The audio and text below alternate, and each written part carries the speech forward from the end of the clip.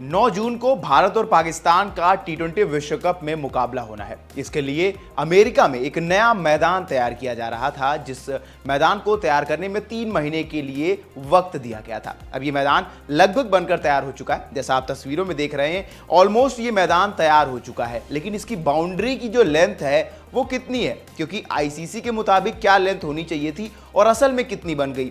दूसरा, ये जो पिच है इसको मंगाया गया है एडिलेड से, यानी कि 14,000 किलोमीटर दूर से ये विकेट आया है। तो यहां पर चांदी किसकी होगी, गेंदबाजों की या बल्लेबाजों की।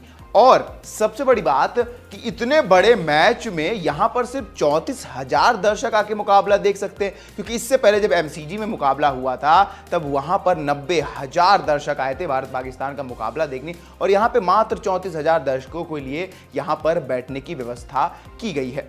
क्या है ये मैदान, क्या है इसकी लेंथ, दर्शक कितनी मात्रा में आएंगे और कैसे यहां पर यह मैदान 3 महीने के भीतर तैयार किया जाएगा। न्यूयॉर्क में मुकाबला होना है, 9 जून को खेला जाएगा भारत पाकिस्तान का। स्टेडियम का नाम है Nassau county cricket international stadium. इसको बनाने के लिए अमेरिका ने 3 महीने का समय मांगा था और 3 महीने में इसको बनाकर लगभग कंप्लीट कर दिया जाएगा। जैसा कि तस्वीरों में दिख रहा है ये ऑलमोस्ट हो चुका है, बस फिनिशिंग का काम इसमें चालू है। विकेट, अगर पिच की बात की जाए तो पिच एडिलेड से आई है और पिच को यहां पर माउंट कर दिया गया है।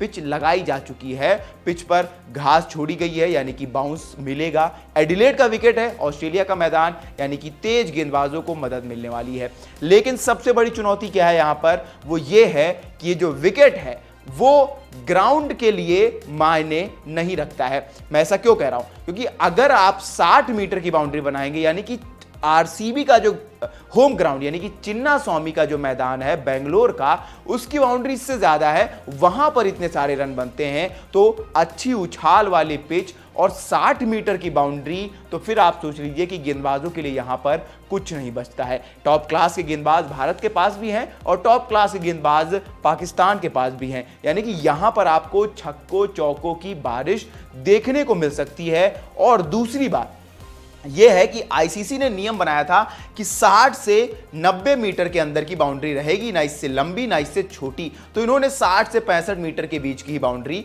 बनाकर छोड़ दिया। जल्दबाजी में बना रहे हैं तो फिर कुछ ऐसी गलतियां तो होंगी।